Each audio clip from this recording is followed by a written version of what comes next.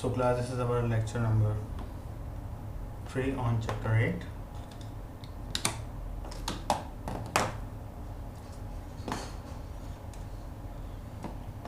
तो हमने last class में चैप्टर 8 के ऑसिलेशंस के एमसीक्यूज भी कवर कर लिए थे।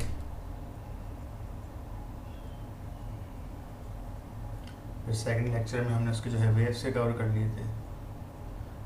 अब तीसरा हमारे पास साउंड आता है, तो आज हम साउंड के जो है एमसीक्यूज को कवर करेंगे। चैप्टर 8 हमारे पास इन 3 पोर्शंस में डिवाइड हुआ है।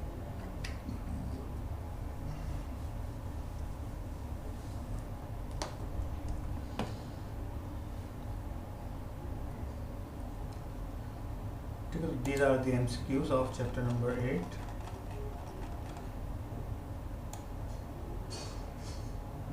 यहाँ तक हमने कर लिए थे। अब हम साउंड पर आए। सबसे पहले characteristics of musical sound. So decibel is the unit of intensity level. Decibel हमारे पास किसका यूनिट होता है? इंटेंसिटी लेवल का।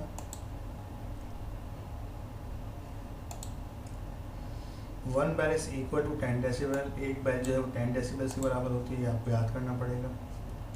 If a person takes as loudly as possible the average intensity of a sound is (-12 watt per metre square. तो जो सबसे minimum intensity जो होती है, एवरेज इंटेंसिटी साउंड की, कम से कम इतनी तो होनी चाहिए, वरना वो थ्रेशोल्ड वेव ऑफ हियरिंग नहीं हो पाएगी, सुनाई नहीं देगी। The pitch of sound is the measured in hertz. Pitch is basically किसको रिप्रेजेंट करती है हमारे पास? Pitch is directly proportional to frequency होती है। अगर साउंड की फ्रीक्वेंसी चेंज होगी तो उस पर पिच पे असर आएगा। पिच क्या बताती है? साउंड की फ्रीक्वेंसी। जैसे कहा जाता है कि फीमेल्स की जो पिच होती है वो थोड़ी सी हाई होती है, बिकॉज फीमेल्स के जो गले का जो वोकल कॉर्ड होता है, उसकी जो झिल्ली होती है वो थोड़ी सी थिन होती है। मेल्स की आवाज़ जो है वो भारी होती है। तो फीमेल्स की पिच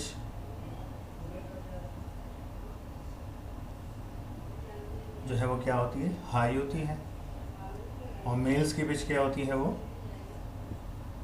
लो होती है। तो वो प्रॉपर्टी जो है साउंड की, जो कि हाई और लो पिच में डिस्टिंग्विश कर सके, उसको हम क्या कहते हैं? इस क्वालिटी, इसको हम कहते हैं, इस कैरेक्टरिस्टिक्स को पिच ऑफ साउंड कहते हैं। इसी तरीके से कोई आवाज़ लाउड है या हल्की है, अगर एक आवाज़ बहुत लाउड आ रही है या फेंट आ रही है, हल्की आ रही है, तो इस कैरेक्टरिस्टिक्स को हम क्या कहते हैं? लाउडनेस कहते हैं। और लाउडनेस का ताल्लुक डायरेक्ट प्रोपोर्शनल किससे होता है? इंटेंसिटी। इंटेंसिटी कहते हैं शिद्दत को। तो इंटेंसिटी का मतलब होता है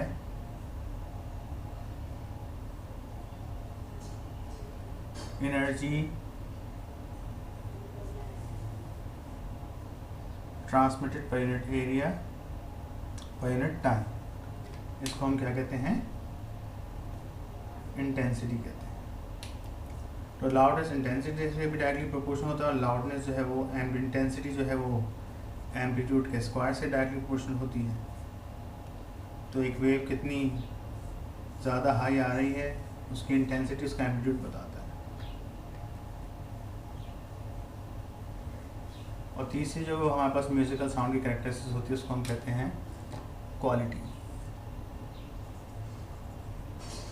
क्वालिटी आपको इन्फॉर्मेशन प्रोवाइड करती है अबाउट दी इंस्ट्रूमेंट जो कि वाइब्रेट कराया जा रहा है, about the source of sound, कि वो जो इंस्ट्रूमेंट है जो कि साउंड क्रिएट कर रहा है, जैसे कोई वायलिन है, पियानो है, गिटार वाइब्रेट कराया जाए या रन किए जाएँ, तो आपको उसके सुन के ही आप बता दें कि हाँ भाई ये आवाज़ पियानो की है, ये आवाज़ जो है वो आपके पास जो है गिटार की है।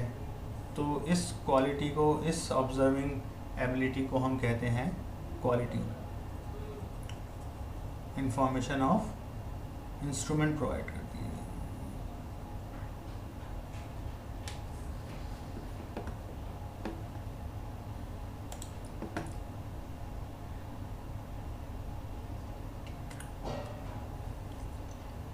So the SI unit of intensity is watt per metre square. Intensity unit जो होता है वॉट पर मीटर स्क्वायर होता है। इंटेंसिटी किसके बराबर? Energy upon time into area. Energy upon time को हम पावर में लिख सकते हैं, पावर अपॉन एरिया, तो पावर का यूनिट होता है watt per metre square.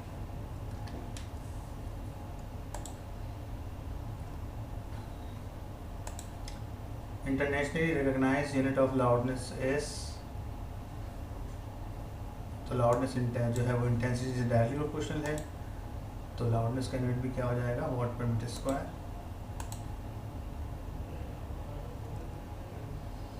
Pitch of sound depends on the frequency, ये बात हो चुकी है कि पिच का ताल्लुक जो है किससे है, फ्रीक्वेंसी से है। If the relative intensity I by I not is of ordinary conversation is exponent 6, intensity level in decibel is, तो इंटेंस के जो फॉर्मूले हैं इसको जरूर देख लीजिए आप लोग, ये आपके पास फॉर्मूला है इंटेंसिटी का।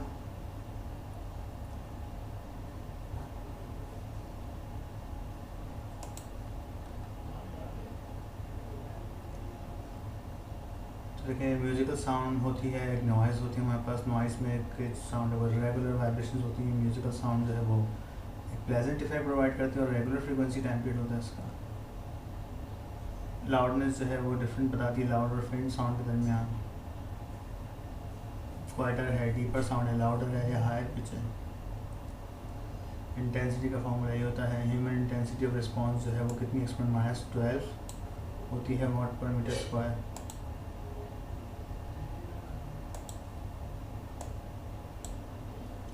थ्रेशोल्ड ऑफ हियरिंग भी कहते हैं इसको। थ्रेशोल्ड ऑफ पेन जो है वो 1 वॉट पर मीटर स्क्वायर के बाद थ्रेशोल्ड ऑफ पेन आना शुरू हो जाती है। वेबर फ्रेशनर लॉ क्या है हमारे पास, लाउडनेस जो है डायरेक्टली पोर्शन है लॉग ऑफ बेस 10 आई के, और अगर हम इंटेंसिटी लेवल फाइंड आउट करें तो इंटेंसिटी लेवल का फॉर्मूला हमारे पास क्या होता है, ठीक है, log of base 10 I over I not, I कोई इंस्टेंटेनियस वैल्यू होगी, आई नॉट जो है थ्रेशोल्ड ऑफ हमारे पास हियरिंग है, इसको हम आई नॉट कहते हैं, exponent -12 watt per metre square. Intensity level को हम किस में वो करते हैं मेजर, बेल में करते हैं, डेसीबेल में करते हैं, और इसका एक यूनिट जो है वो सोन भी होता है।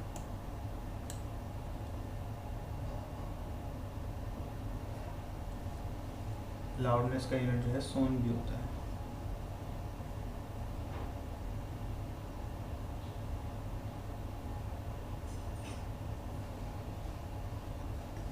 तो ये फॉर्मूला में यूज़ करेंगे इंटेंसिटी लेवल का जो कि डेसिबल में आती है।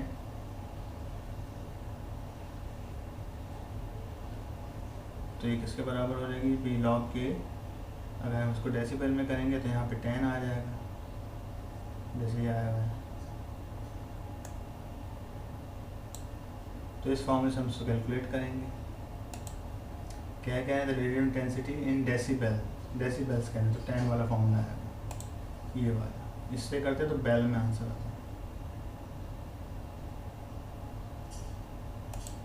अगर एक्सपोनेंट 6 जो है रिलेटिव इंटेंसिटी है आई बाय आई नॉट, तो उसकी जो है वो डेसिबल्स में कितना आंसर आएगा देख लेते हैं।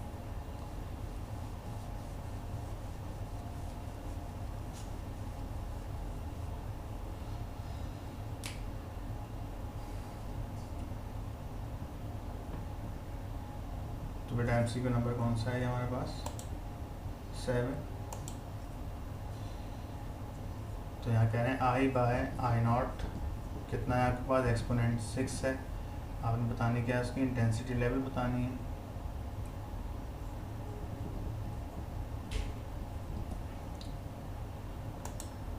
इंटेंसिटी लेवल डेसिबल का फॉर्मूला ये है,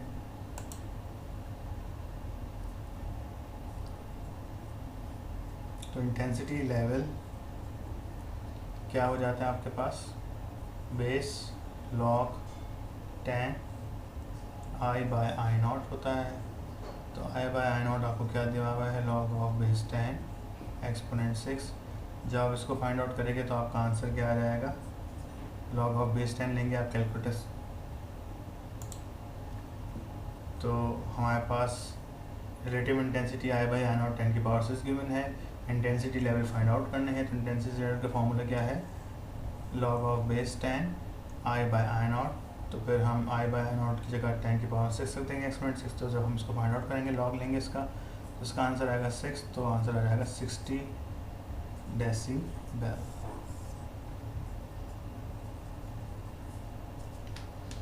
तो इसका आंसर आपके पास हो जाएगा 60 decibel.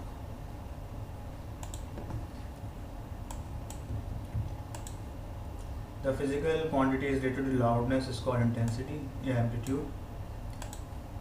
According to Weber-Fresnel law, आपके पास loudness क्या है, log of I से डायरेक्टली प्रोपोर्शनल होता है log of base 10. One sound at 100 Hz is equal to 40 decibel. याद करना होगा आपको कि वन साउंड जो है अगर 100 Hz फ्रीक्वेंसी है तो वो किसके 40 डेसिबल के बराबर होता है। The characteristics of a musical sound which distinguish between notes of same pitch and intensity when sung by different person, यानी कि यहाँ पे सोर्स डिफरेंट है लेकिन एक ही चीज़ दोनों जो है वो सिंग कर रहे हैं, तो ये क्वालिटी को रिप्रेजेंट करता है। क्वालिटी मैंने आपको बताया था क्या होती है कि अगर एक पियानो वाइब्रेट हो रहा है और एक जो है वो गिटार वाइब्रेट हो रहा है, दोनों एक ही चीज़ के ऊपर ट्यून बजा रहे हैं, लेकिन उनकी साउंड सुन के आप बता दें कि हाँ भाई ये पियानो की आवाज़ है, गिटार की आवाज़ है। तो इस एबिलिटी को, ह्यूमन एबिलिटी को हम क्या कहते हैं, ऑब्जर्विंग एबिलिटी ऑफ ह्यूमन को हम क्या कहते हैं, quality. The ascent of intensity is watt per metre square. Sone is the unit of loudness of sound. Power law is law के एक्सपोनेंट। जो पावर लॉ है हमारे पास, यानी कि इसका जो लाउडनेस इंटेंसिटी के दरमियान जो एक एडवांस हमारे पास लॉ है वो ये है, इसको हम पावर लॉ कहते हैं। ठीक है, तो ये क्या आता है पावर लॉ हमारे पास, log loudness is directly proportional to log of base 10 I by I not के एक्सपोनेंट -3। इससे आंसर और ज़्यादा एक्यूरेट आता है। ये मॉडर्न फॉर्मूला है।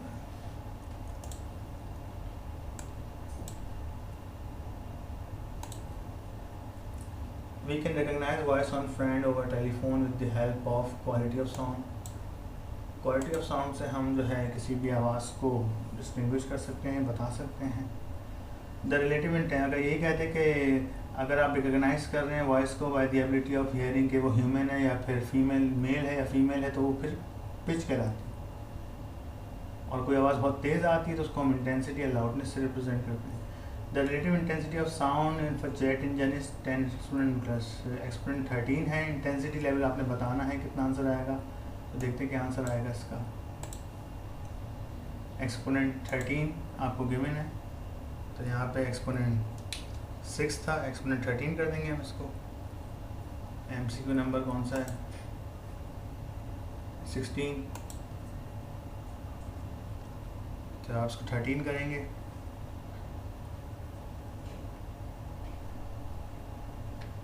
तो आपका आंसर आ जाएगा 13 आई थिंक। लॉग ऑफ 13 लेके देख लीजिए क्या आंसर आ रहा है।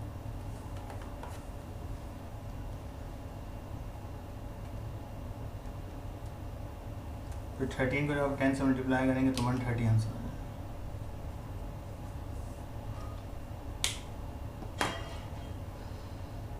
ठीक है, characteristics of sound by which we recognise the source of sound is harmonics. Quality को हार्मोनिक्स भी कहा जाता है।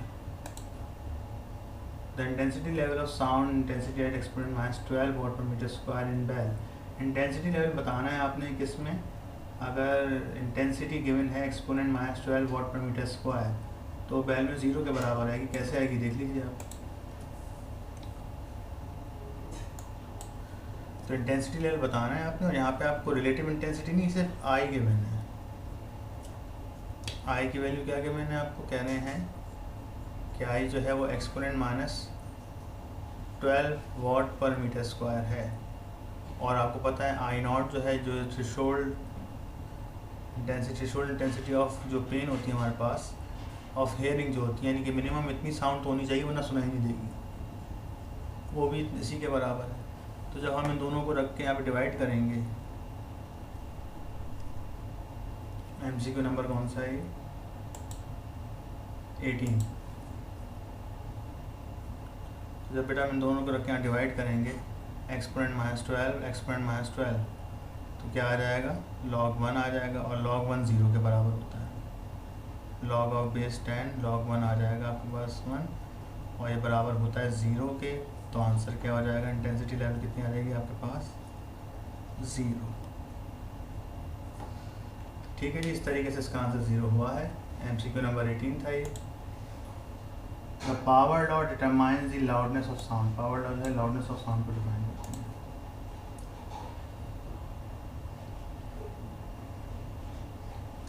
Speed of sound, the value of speed of sound is maximum और हाईएस्ट। तो स्पीड ऑफ साउंड याद रखिए सॉलिड में सबसे ज़्यादा होती है, उसके बाद लिक्विड में, और सबसे कम गैसेस में, और वैक्यूम में क्या होती है 0। तो वैक्यूम में आपके पास जो स्पीड ऑफ साउंड है वो क्या हो जाती है 0 हो जाती है। इस बात को याद रखिएगा। Which one of the following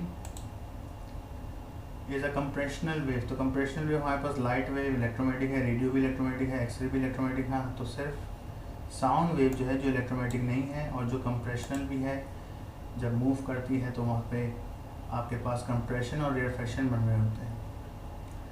earthquake waves are example of infrasonic. Earthquake हमारे पास इंफ्रासोनिक वेव की एग्जांपल होती हैं। बहुत आता है, MCQ देख सकते हैं आप 2006, 11, 14, 16 ईयर में भी आया है। When the temperature of air rises, the speed of sound increases because the frequency of sound increases. The wavelength of wave increase. जब टेम्परेचर राइज करता है तो वहाँ पे साउंड की जो है वो वेवलेंथ बढ़ने लगती है।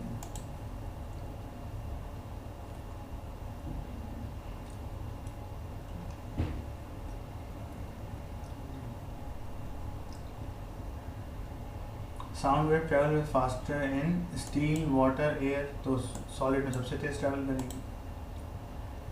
The one of the following frequency of sound wave is Audible. तो ऑडिबल जो हमारे पास होती है इसको जरा देख लीजिए।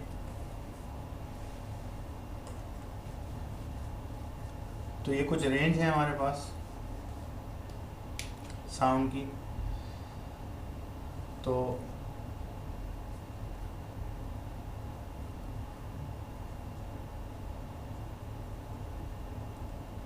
ऑडिबल साउंड जो है हमारे पास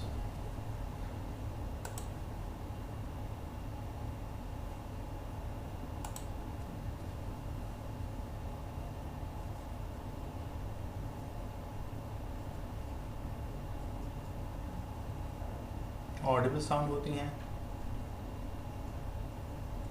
इंफ्रासोनिक होती हैं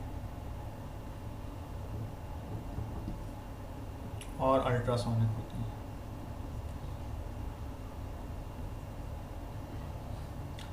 तो ऑडिबल साउंड वेव कहाँ से कहाँ तक होती है? अगर किसी साउंड की फ्रीक्वेंसी 20 हर्ट्ज से लेकर कहाँ तक आ रही है 20,000 हर्ट्ज, या फिर ये कह सकते हैं और कि 20 हर्ट्ज से लेकर टू 20 किलो, किलो का मतलब 1000, तो वही हो गया 20 हर्ट्ज। तो वो क्या कहलाएगी आपके पास ऑडिबल साउंड। अगर लेस देन 20 होगी, लेस देन 20 हर्ट्ज होगी साउंड, तो हम उसको कहते हैं इंफ्रासोनिक। तो जो हमारे पास अर्थक्वेक आता है वो इंफ्रासोनिक की एग्जांपल है। ठीक है। और अगर कोई साउंड 20,000 हर्ट्ज से ग्रेटर होती है कि ग्रेटर देन 20,000 हर्ट्ज या फिर 20 किलो हर्ट्ज, तो वो क्या होती है आपके पास अल्ट्रासोनिक होती है। तो ये बात याद रखनी है आपने साउंड के हवाले से। अब देखते हैं यहाँ पे क्या गिवन है।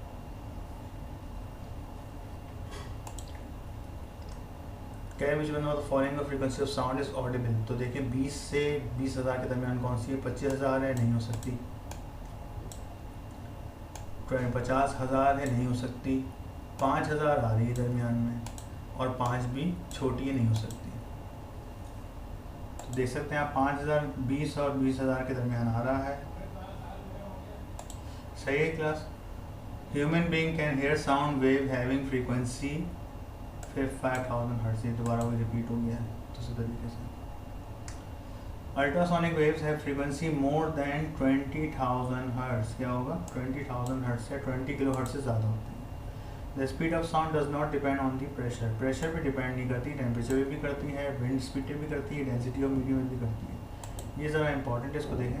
नोट्स से दिखाता हूँ मैं आपको ये बात।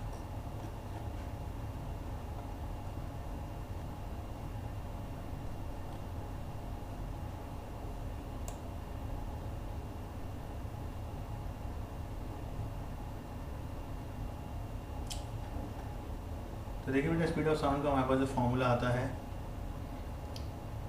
गामा पी ओवर रो, ठीक है। और अगर इसका लिप्लास करेक्शन का ये फार्मूला होता है, और सिंपल फार्मूला क्या आता है हमारे पास पी बाय रो, जिससे आंसर हमारा सही नहीं आता जो कि न्यूटन ने दिया था।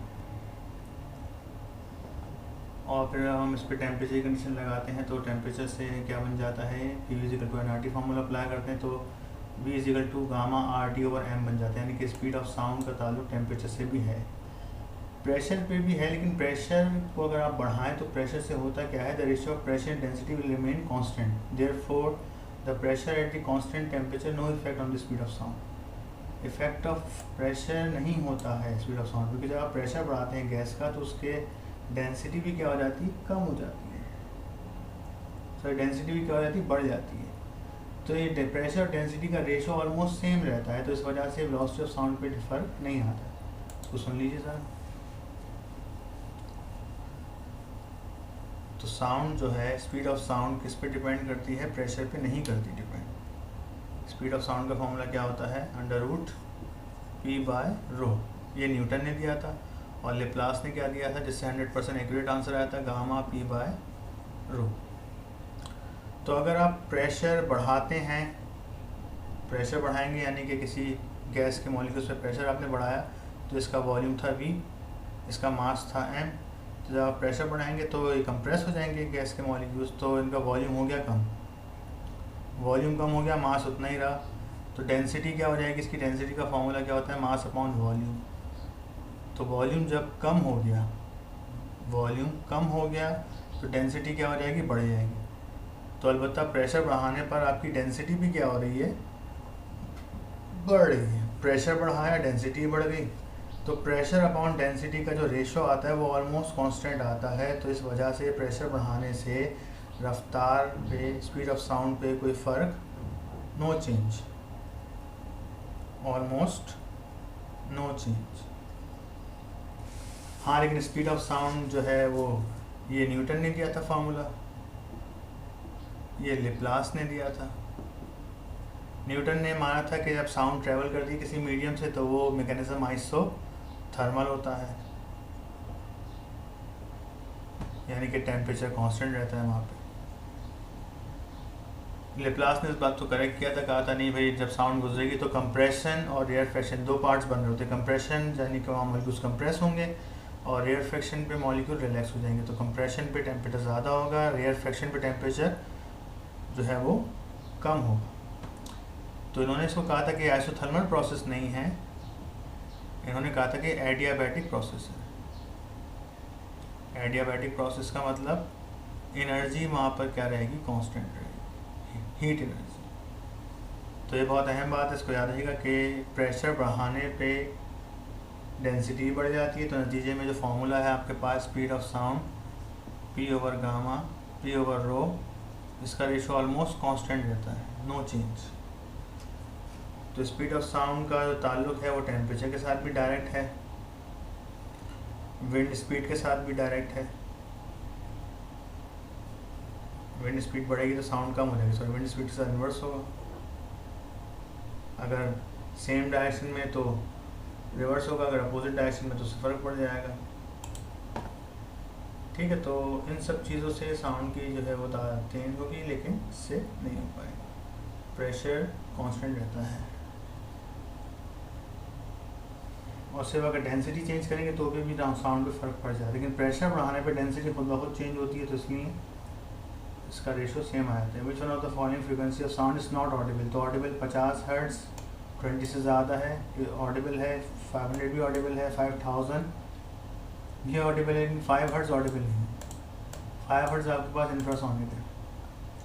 When the temperature of sound increased by 10 degree centigrade, the speed of sound is increased by 61 centimetre पर सेकेंड। अगर मीटर पर सेकेंड में होता तो हम कहते हैं कि 6 मीटर पर सेकेंड इंक्रीज़ हो रहा है, लेकिन सेंटीमीटर पर सेकेंड में 10 सेंटीमीटर पर सेकेंड इंक्रीज़ होता है।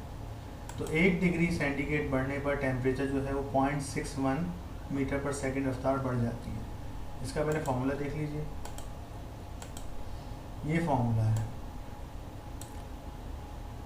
कि relation between speed of sound and temperature, तो V T is equal to temperature T, V not जो है वो 0 डिग्री सेंटीग्रेड पे रफ्तार है प्लस 0.61, और ये जो टेम्परेचर टी लिखा हुआ है डिग्री सेंटीग्रेड में आता है, और वी नॉट की वैल्यू 332 मीटर पर सेकेंड है।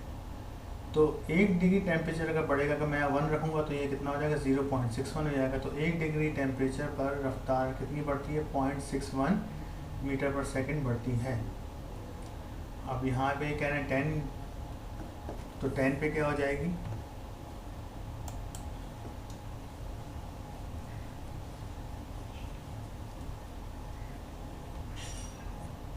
तो वी टी बराबर है वी नॉट प्लस 0.61 टेम्परेचर। यहाँ पे टेम्परेचर डिग्री सेंटीग्रेड में आता है, याद है डिग्री सेंटीग्रेड। तो अगर 1 डिग्री सेंटीग्रेड बढ़ने पर वेलोसिटी कितनी बढ़ जाती है आपके पास, इंक्रीज, यानी कि एडिशन कितना होता है वेलोसिटी में 0.61 मीटर पर सेकंड होता है। और अगर सेंटीमीटर में बात करेंगे तो 61 सेंटीमीटर पर सेकंड बढ़ जाती है। अगर आप 2 डिग्री बढ़ाएंगे तो यहाँ पे इसको 2 से मल्टीप्लाई करें। अब आप अगर 10 डिग्री सेंटीग्रेड बढ़ाएंगे तो 10 डिग्री सेंटीग्रेड पे क्या हो जाएगा, ये रख दीजिए यहाँ वैल्यू 0.61 मल्टीप्लाई बाय 10, तो ये आ जाएगा आपके पास 6.1 मीटर पर सेकंड। और अगर सेंटीमीटर में चाह रहे हैं तो सेंटीमीटर में क्या आएगा, क्योंकि ये वैल्यू आपके पास मीटर पर सेकंड में है, ये वाली वैल्यू।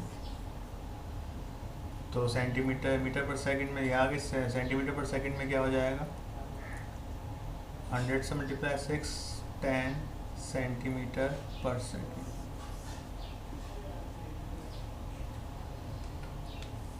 ओके, ये अच्छा MCQ है, इसको भी याद कर लीजिएगा। कोर्स में तो नहीं रहा लेकिन फिर भी याद रखें इसको।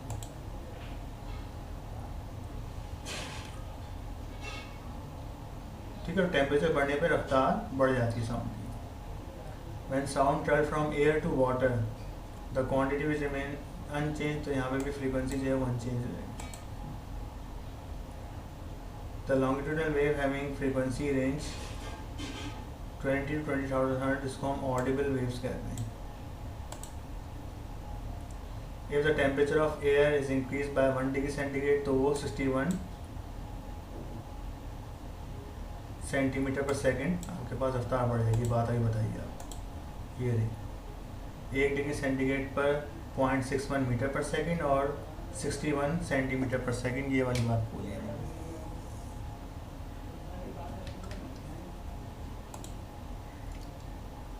Newton's formula for speed of sound gas with Laplace correction is given by, तो हमारे पास ये फार्मूला क्या था लेप्लास करेक्शन का, V is equal to gamma P over density. इसको यूँ भी लिख सकते हैं गामा P अपॉन डेंसिटी की पावर हाफ। तो ऐसे लिखा हुआ इन्होंने, गामा P डेंसिटी की पावर हाफ आ रहा है। This one of the following property of sound is affected by the change in temperature. Temperature के चेंज से वेवलेंथ पे फर्क आता है। एम्पलीट्यूड पे भी नहीं आता, फ्रीक्वेंसी पे नहीं आता, वेवलेंथ पे फर्क आएगा। Velocity of sound in space is 0। Sound की रफ्तार वैक्यूम में, क्योंकि साउंड एक मैकेनिकल वेव है, उसको आगे बढ़ने के लिए मीडियम ज़रूरी है। मीडियम नहीं होगा तो नहीं बढ़ पाएगी साउंड आगे। इसकी मिसाल ऐसी है कि सूरज में हज़ारों अरबों धमाके हो रहे होते हैं, लेकिन सूरज की रोशनी हम तक पहुंच जाती है, सूरज की या स्टार्स के धमाकों की आवाज़ हम तक नहीं पहुंचती। अगर ये पहुंच जाए तो यही एक सूर बन जाएगा और क़यामत बर्पा हो सकती है। तो जैसे कहा जाता है कि जब क़यामत आएगी तो सूर फूंका जाएगा, तो अल्लाह ताला हो सकता है कि बीच में मीडियम आ जाए तो उन सब की आवाज़ें हम तक पहुँच जाएंगी, तो वो एक सूर जैसी ही कैफियत होगी उस टाइम पर। According to Laplace compression and rarefaction occur under the adiabatic system. ठीक है, तो मैंने बताई थी ये बात थोड़ी देर पहले कि कंप्रेशन, लेप्लास ने जो करेक्शन किया था तो बताया था कि स्पीड ऑफ साउंड जो ट्रैवल करती है मीडियम से, तो वहाँ जो प्रोसेस होता है it's not an isothermal but के एडियाबैटिक है। वहाँ एनर्जी कांस्टेंट रहती है, टेम्परेचर कांस्टेंट नहीं। आइसोथर्मल का मतलब होता है टेम्परेचर कांस्टेंट, वो न्यूटन ने कही थी बात। Sound waves are most common example of longitudinal waves. Longitudinal waves की एग्जाम्पल है जैसे वाटर वेव जो है ट्रांसफर्स की होती हैं, according to Newton compression rarefaction occurs under isothermal, तो न्यूटन ने कहा था कि आइसोथर्मल प्रोसेस है स्पीड ऑफ साउंड का, और लेप्लास ने कहा था कि आइसोथर्मल नहीं एडियाबैटिक है, तभी इसमें करेक्शन आया था। तभी न्यूटन का फॉर्मूला जो है वो 16% रॉन्ग आंसर दे रहा था। उनके फॉर्मूले से जो रफ्तार आ रही थी स्पीड ऑफ साउंड की न्यूटन से, वो क्या आ रही थी, ये लेप्लास का फॉर्मूला था। इससे स्पीड ऑफ साउंड बिल्कुल एक्सपेरिमेंटल और ऑब्जर्व वैल्यू सेम आई थी 332 मीटर पर सेकेंड, और उनके फॉर्मूले से, न्यूटन के फॉर्मूले से और लेप्लास के फॉर्मूले से P ओवर डेंसिटी, इससे फॉर्मूला क्या आया था 280 मीटर पर सेकेंड आया था, तो इसमें 16% एरर था और ये 100% करेक्ट था।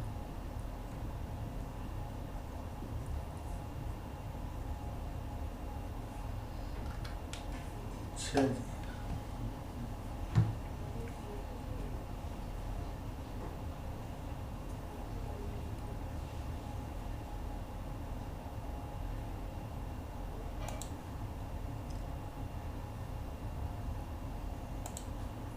The velocity of sound in gas increases with the temperature, sound velocity of sound जो है वो टेम्परेचर से क्या हो जाती है, इंक्रीज हो जाती है।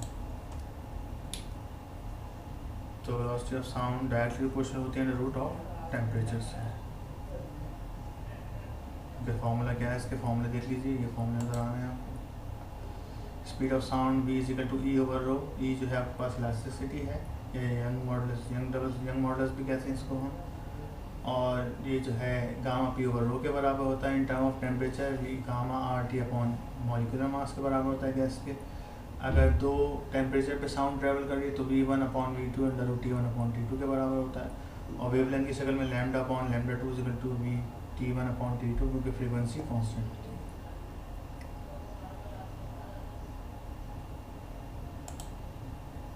ठीक है, तो the speed of sound varies with medium, हाँ मीडियम पे वेरी कर जाएगी, विद हाइट पे ऑलवेज रिमेन कांस्टेंट नहीं रहती। हाँ अगर मीडियम चेंज होगा, हवा में इसकी रफ्तार कुछ और होगी, पानी में कुछ और होगी, मीडियम पे डिपेंड करती है।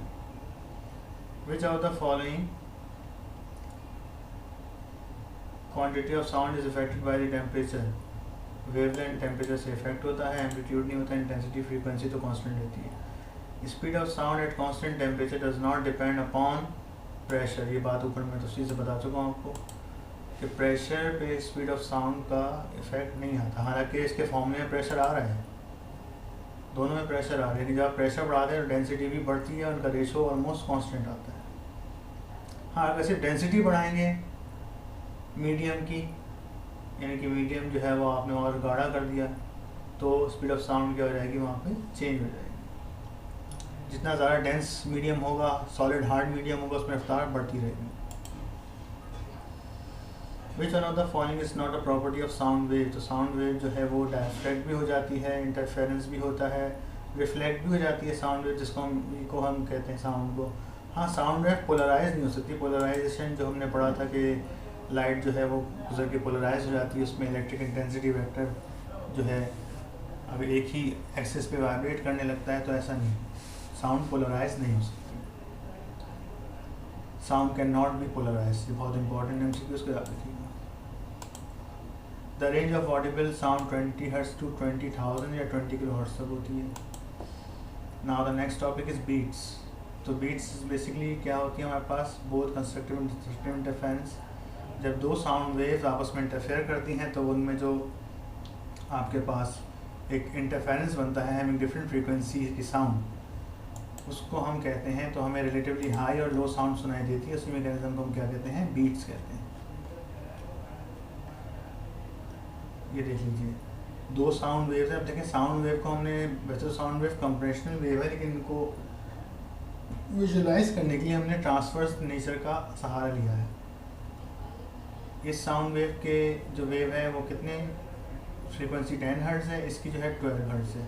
जब ये दोनों आपस में इंटरफेयर करेंगे तो कहीं पे क्रस्ट गिरेगा, कहीं ट्रफ पे ट्रफ गिरेगा, कहीं क्रस्ट पे पार्शियल क्रस्ट, कहीं ट्रफ पे पार्शियल ट्रफ गिरेगा, तो एक इर्रेगुलर पैटर्न रिपीट होता रहेगा। इसको हम कहते हैं बीट्स।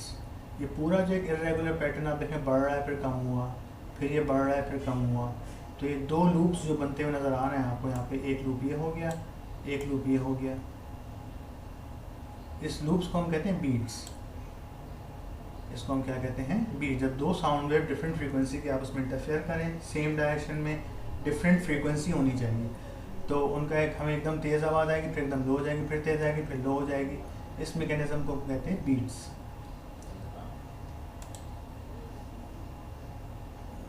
तो beats are the result of, जिसमें कंस्ट्रक्टिव इंटरफेरेंस और दोनों हो रहा होता है, डिस्ट्रक्टिव भी हो रहा होता है। अब इसका फॉर्मूला देख लीजिए बीट्स का।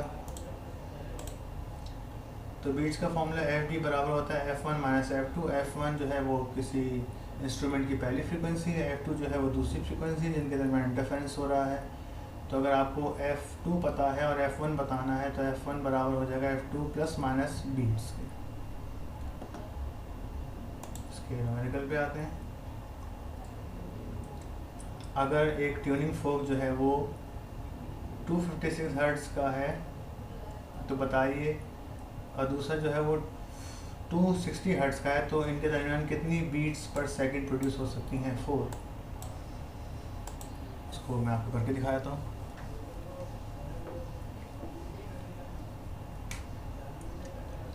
तो आपके पास जो है वो F1 कितना है? 256 हर्ट्ज़। F2 कितना है? 260 हर्ट्ज़। बीट्स फ्रीक्वेंसी आपने बतानी है।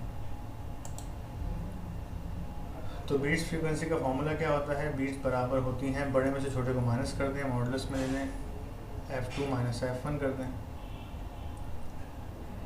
तो क्या हो जाएगा? 260 माइनस 250 कितना आ गया? 4 बीट्स पर सेकंड और hertz.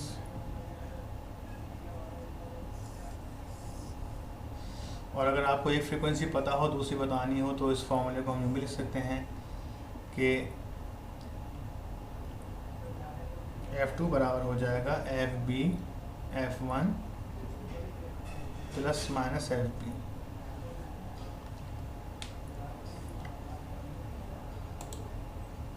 The maximum number of beat that can detected by human ear is 7। एक ह्यूमन एयर यानी कि नॉर्मल ह्यूमन एयर जो है वो 7 बीट्स पर सेकंड डिटेक्ट कर सकता है। The periodic variation in intensity due to superposition of two wave strain slightly different frequency is called beats. Different frequency पे अगर सुपरपोजिशन हो रही है तो वो बीट्स कहलाएगी। Beats are produce due to interference ही होता है, बिल्कुल ये। If two tuning forks of frequency 256 and 262 hertz, तो इनका डिफरेंस ले लीजिए, बड़े में से छोटे को माइनस कर दीजिए। 262 माइनस 256, तो हमारे पास कितना आ जाएगा? 6 बीट्स आंसर है। The tuning fork having frequency 480 hertz produce 4 beats. ये अच्छा MCQ है। अब कह रहे हैं एक ट्यूनिंग फोक है, उसकी 480 हर्ट्ज फ्रीक्वेंसी है और ये 4 बीट्स बना रहा है, तो बताइए सेकंड ट्यूनिंग फोक की फ्रीक्वेंसी क्या हो सकती है? तो अब यहाँ पे 2 पॉसिबिलिटी है। 480 में 4 जमा कर दें और 4 सब्ट्रैक्ट कर दें, तो 4 जमा करेंगे तो 484 भी हो सकता है, और 480 में से 4 माइनस कर दें तो 476 भी हो सकता है। तो ये आंसर हो जाएगा इसका। ये वाला मैं करके दिखाता हूँ आपको अभी। तो अब यहाँ पे हम ये वाला फॉर्मूला यूज़ करेंगे।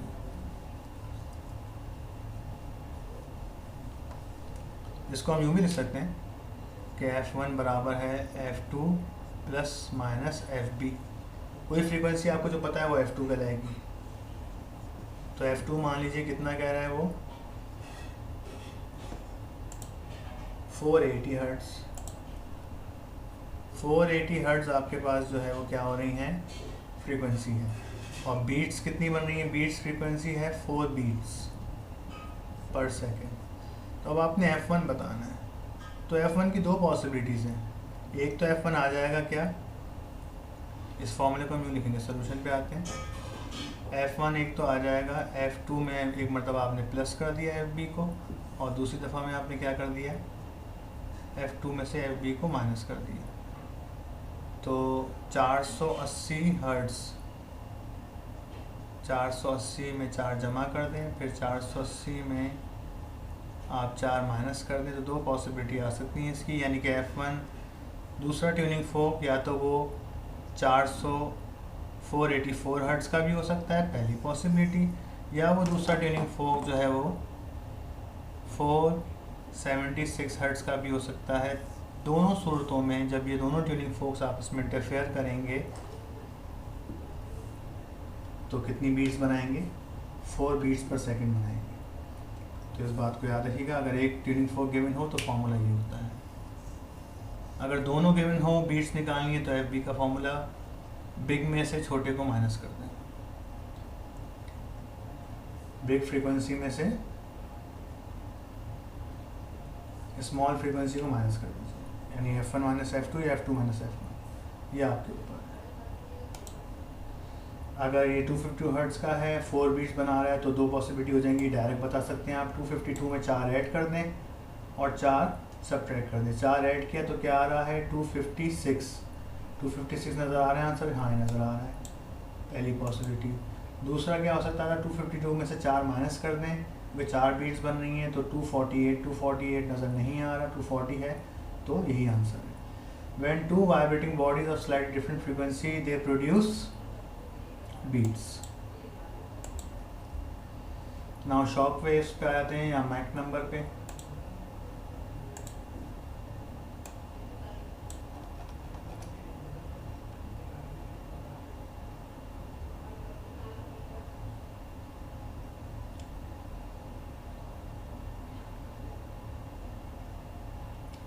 तो ये हमारे पास मैक नंबर होता है। Mach number is basically what?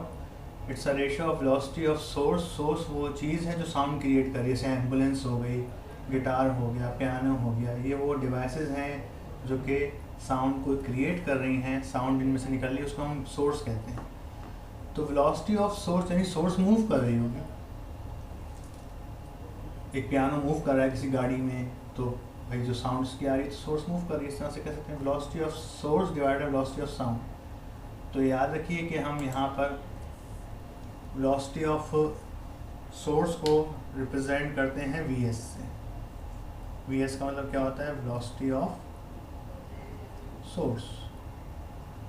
और साउंड की रफ्तार को हम कहते हैं V से, वेलोसिटी ऑफ साउंड या स्पीड ऑफ साउंड। तो इन दोनों का अगर हम रेशो निकाल लें Vs अपॉन V, तो इसको हम कहते हैं मैक नंबर।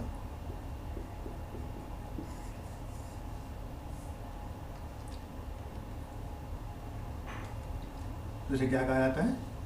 मैक नंबर कहा जाता है। तो अगर किसी डिवाइस यानी कोई जेट प्लेन है,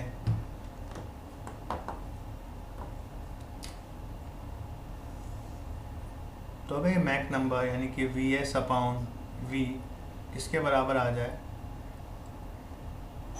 लेस देन आ जाए, यानी इसका रेशो जो है वो क्या आ जाए? लेस देन आ जाए 1 से। मैक नंबर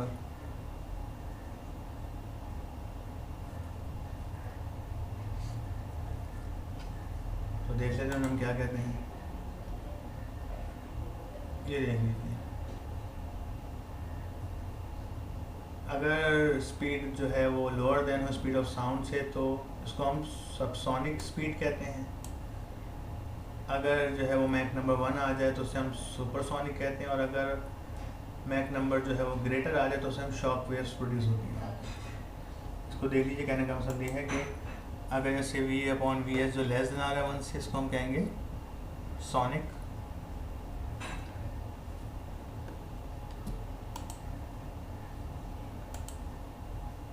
सब सोनिक स्पीड कहेंगे इसको।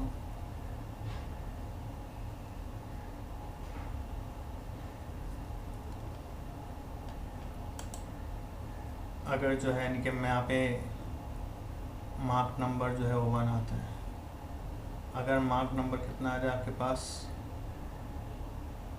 यानी कि इसमें क्या होगा आपके पास? Vs जो है वो कम होगी, वेलोसिटी ऑफ साउंड ज़्यादा होगी, और सोर्स जो है वो स्लो मूव कर रही होगी। अगर साउंड और सोर्स दोनों बराबर रफ्तार से ट्रैवल करें तो उसको हम कहते हैं सोनिक स्पीड। इसमें आंसर 1 आता है।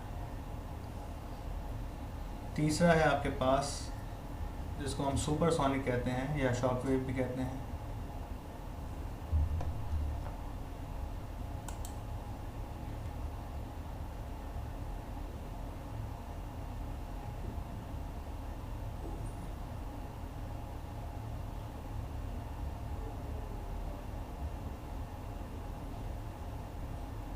ठीक है, शॉक वेव या बूम भी कहते हैं इसको हम। तो यहाँ पे क्या होता है आपके पास,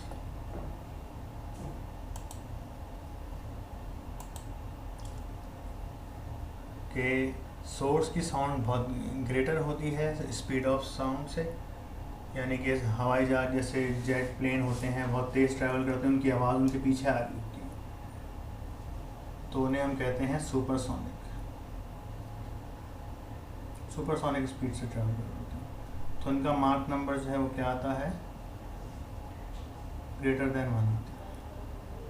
यहाँ पे शॉक वेव्स क्रिएट होती हैं, कोई ब्लास्ट या धमाके में जो वेव्स होती हैं शॉक वेव्स कहलाती हैं, ज़लज़ले की वेव इंफ्रारेड वेव्स कहलाती हैं। अच्छा जी, तो एरोडायनामिक्स में मार्क नंबर हम velocity of source upon V S को कहते हैं, मैं बता चुका हूँ आपको, देख लीजिए, वी एस अपॉन वी को मार्क नंबर कहते हैं। फॉर सुपरसोनिक जो है वो मार्क नंबर क्या होता है, ग्रेटर देन 1 होता है, ये लिखा हुआ ग्रेटर देन 1। अगर speed of jet plane become greater than the speed of sound, तो यहाँ पे जो है वो क्या बनेगी, शॉक वेव, सो उसको हम सोनिक बूम भी कहते हैं।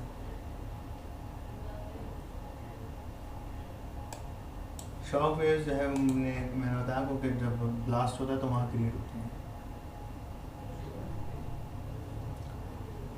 तो ये सोनिक बूम भी कहलाता है, इसको देख सकते हैं आप, सोनिक बूम कहा जाता है इसको।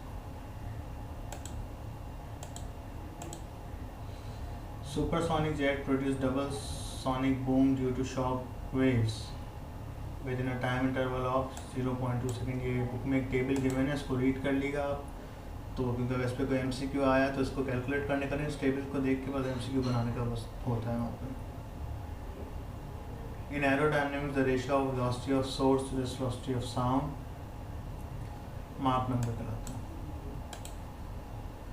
The study of production of properties of sound, study of production and properties of sound को हम क्या कहते हैं, एकॉस्टिक कहते हैं। Dash can detect the motion of object under water, तो सोनार रेडार जो है वो इस काम को काम करता है, डॉप्लर इफेक्ट के ऊपर वर्क करता है ये। The device we are works on the principle of Doppler effect, Doppler effect अभी आ रहा है, इसको हम बात करते हैं। For good acoustic the hall reverberation should be too small रखी जाती है, तो वहाँ पे साउंड क्लियर आती है। ये भी आपको रीड करना पड़ेगा, इस टॉपिक को रीड कर लें बुक से तो बेहतर है। If Mach number of a supersonic plane is 2, the velocity of sound is also equal to 2 जाएगी। Supersonic waves have frequency more than 20,000 hertz, ये भी आपको याद करना होगा। okay? तो MCQ नंबर 17 में कह रहे हैं कि अगर Mach number of a supersonic 2 है, उसकी velocity will be dash times of sound, तो यानी कहा जा रहा है कि अगर मार्क नंबर कितना है, 2 है,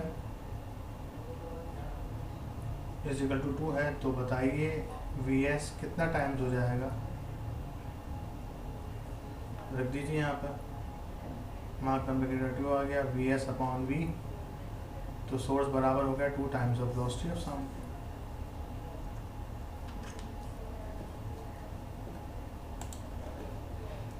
Okay, now last is Doppler effect। तो Doppler effect की एक प्रेजेंटेशन भी है, मैंने बनाई हुई, इसको देख लें आप लोग।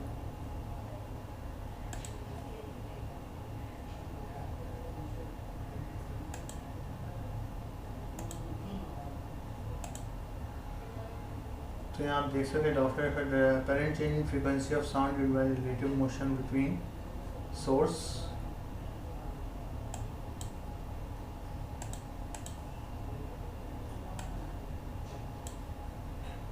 ये ऐसे कुछ केसेस हैं डॉपलर इफेक्ट के। Listener is moving toward stationary source, तो भी यहाँ पर स्पीड ऑफ साउंड होता है, एक्चुअल और रियल वेवलेंथ लैम्डा होती है, फ्रीक्वेंसी ऑफ साउंड एफ होती है, frequency observe by the listener उसको हम एफ प्राइम कहते हैं, उसमें अपरेंट चेंज आता है। तो एफ प्राइम का फॉर्मूला होता है v prime upon lambda prime. तो अगर लिसनर मूव्स कर रहा है टुवर्ड्स द स्टेशनरी सोर्स, तो वहाँ पे उसके पास जो वेव आ रही होंगी, वेव फ्रंट जो पहुँच रहे होंगे, देख रहे हैं आप साउंड के, वो ज़्यादा हो जाएगा, क्योंकि वो यहाँ से यहाँ आता है, तो उसके पास यहाँ पे पहुँचने पर ज़्यादा वेव फ्रंट पहुँच जाएंगे, यहाँ पे रहता तो वेव फ्रंट कम पहुँचता। तो इस तरह से फिर इसको सॉल्व करते हैं। मैं सॉल्व करके दिखा रहा हूँ आपको, फॉर्मूले एक एक दोनों का फॉर्मूला बना दूंगा ताकि आपको समझ आ जाए।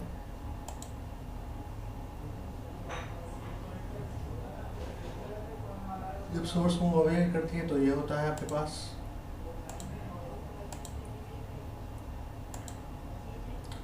और जब source moving towards the station, जब सोर्स मूव करेगी, यानी कि जो गाड़ी यानी कि एम्बुलेंस या पुलिस की गाड़ी जो साउंड इमिट कर रही है, अगर ये मूव करेगी टुवर्ड्स, तो देखें एक जगह इसकी वेवलेंथ जो है वो कंप्रेस हो रहे हैं और एक जगह से वेवलेंथ स्ट्रेच हो रही है। तो यहाँ वेवलेंथ में भी चेंज आता है। अपैरेंट फ्रीक्वेंसी की वजह कौन बनता है? वेवलेंथ चेंज, और इसका आंसर ये आता है आपके पास।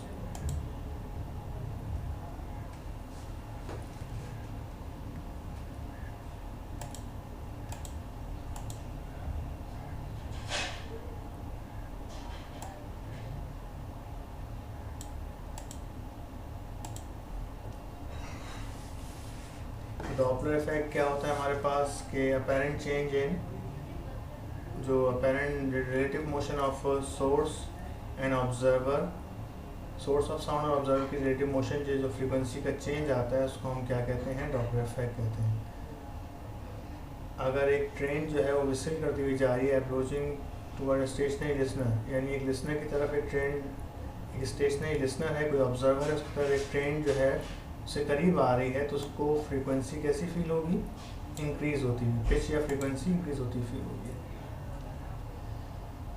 As source of sound move away from the stationary listener, अगर सोर्स जो है वो मूव अवे जाएगी तो वहाँ पे फ्रीक्वेंसी डिक्रीज होती फील होगी। एक गाड़ी आपके पास आ रही हो हॉर्न बजाती हुई, तो जब आप बगैर देखे बता सकते हैं उसके हॉर्न से, एक एम्बुलेंस के, कि एम्बुलेंस करीब आ रही है।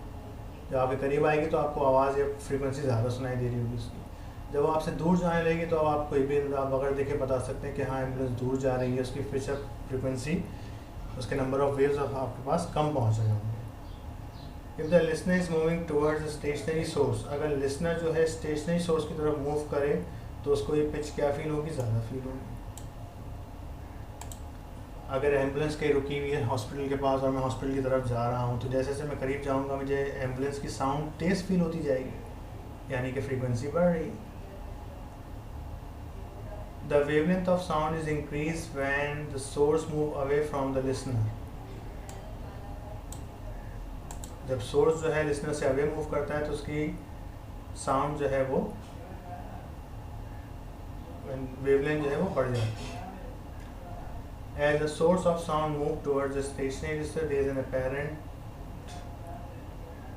source of sound moves towards करेगा listener के, stationary listener के, यानी एम्बुलेंस आपकी तरफ आएगी तो भी आपको फ्रीक्वेंसी बढ़ती फील होगी।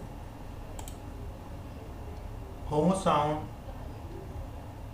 Ultrasound machine works on the principle और डॉपलर इफेक्ट पे काम करती है, ये हो चुका है। थोड़ा सा मैं यहाँ पे डॉपलर इफेक्ट को एक्सप्लेन कर रहा हूँ ताकि इम्पॉर्टेंट टॉपिक है, ये जो है कंडेंस यानी रेडियस सिलेबस में मौजूद है। इसके फॉर्मूले बनाने का तरीका, इसके डायग्राम, ताकि थोड़ा सा आपको एक बात समझ में आ जाए।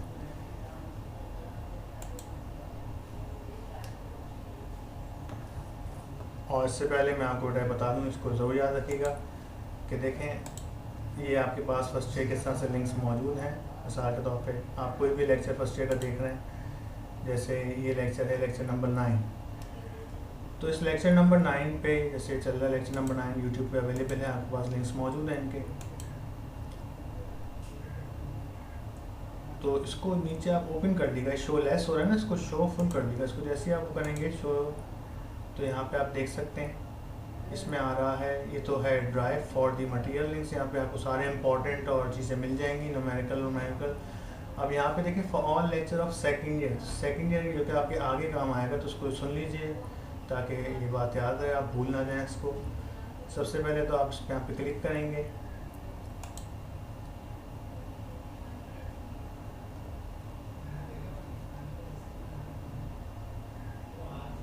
तो ये पेज खुल जाएगा वजाद अफजाल का। इसमें जो है वीडियोस हैं, तकरीबन 45 लेक्चर्स से मौजूद हैं सेकंड ईयर। फिर इसके न्यूमेरिकल्स इनमें से किसी भी लेक्चर पे अगर आप क्लिक करते हैं तो उसको सबसे पहले सब्सक्राइब कर लीजिएगा ज़रूर आप, ताकि आपको सारे आगे लेक्चर्स जो मज़ीद आते जाएँ वो मिलते जाएँ यहाँ पर। जैसे आप इसको ओपन करेंगे इस तरह का लेक्चर नज़र आएगा। 280 लेक्चर्स हैं, 45 लेक्चर्स मौजूद हैं। तो किसी भी लेक्चर को अगर आप ओपन करते हैं, मिसाल के तौर पर मैं ये लास्ट लेक्चर जो है चैप्टर नंबर 19 का न्यूक्लियर फिजिक्स का लेक्चर मैं ओपन करता हूँ, तो ये देखिए मैंने ओपन कर लिया। तो जैसे इस लेक्चर को बेटा मैं ओपन करूँगा तो इसमें भी आप यहाँ पर इसके MCQs सारे यहाँ अवेलेबल हैं। जो भी फर्स्ट ईयर के MCQs आप कर रहे हैं, तो सेकंड ईयर के सारे MCQs chapter 11, 12, 13, 14 and so on till 20 सारे यहाँ मौजूद हैं। ठीक है, तो ये मैंने जो है वेबसाइट पे नहीं डाले हुए, लिंक्स यहीं पर मौजूद है, तो ये आपको यहीं से ओपन करने होंगे। हाँ, वजाहत अफजाल अगर आप ओपन करेंगे यूट्यूब पे वजाहत अफजाल पे लिखेंगे तो भी आपको ये मेरा पेज मिल जाएगा।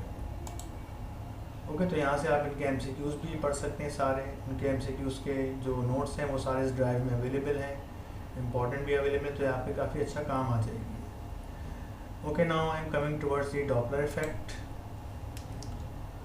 तो डॉपलर इफेक्ट की जो फ्रीक्वेंसी का फॉर्मूला होता है उसको ज़रा सुन लीजिए।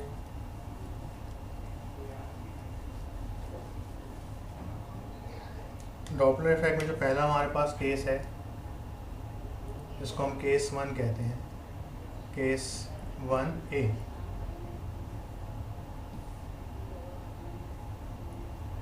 जिसमें होता क्या है, आपके पास लिसनर मूव करेगा, लिसनर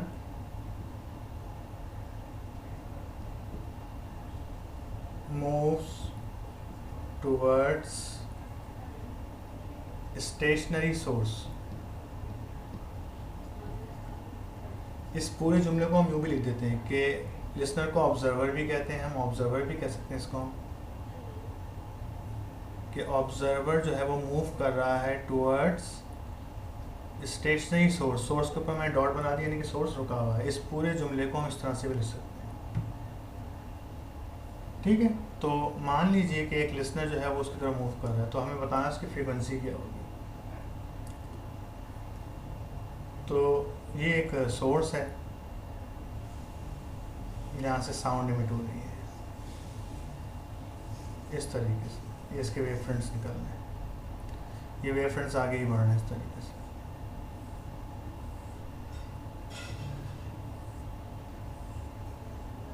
ठीक है, तो मान लीजिए इसका फर्स्ट वेव फ्रंट है, ये सेकंड है, ये थर्ड है, ये फोर्थ है। अब एक ऑब्जर्वर जो है वो यहाँ पे मौजूद था, ये सोर्स बनाइए मैंने,